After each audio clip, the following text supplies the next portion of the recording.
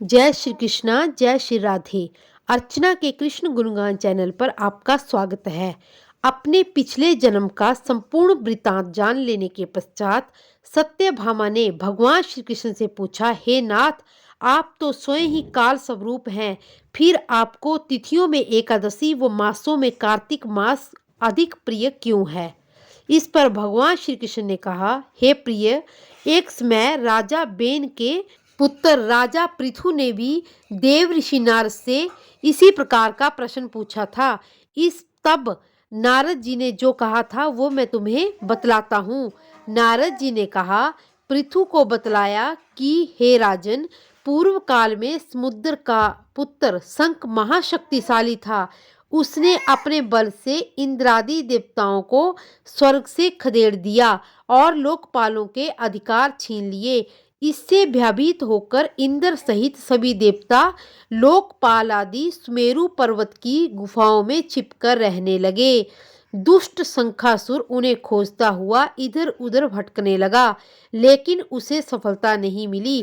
काफी मनन करने के बाद उसके मस्तिष्क में विचार आया कि देवताओं की शक्ति उनकी स्तुति ध्यान आदि में है और यह सब वेद आदि मंत्रों से संभव है।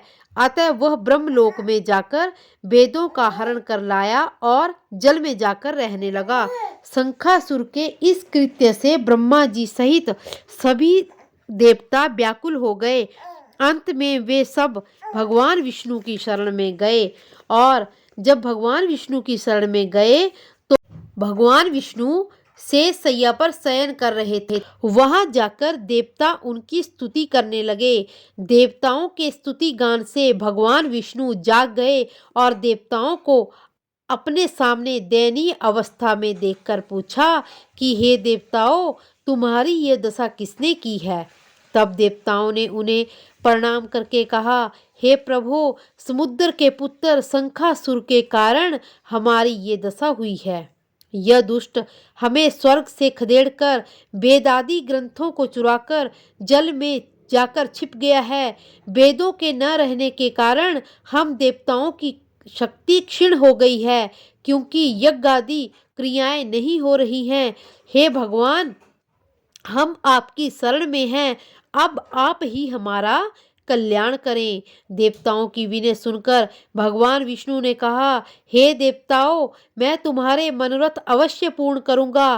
कार्तिक मास के शुक्ल पक्ष की एकादशी प्रबोधिनी एकादशी के दिन मैं तुम्हारा यह कार्य करूंगा। समुद्र पुत्र शंखासुर वेदों को लेकर जल में छिप गया था, उसे मारकर मैं तुम्हें वेद लाकर दूंगा, लेकिन प्रतिवर्ष कार्तिक मास में वेदों का जल में ही वास रहेगा।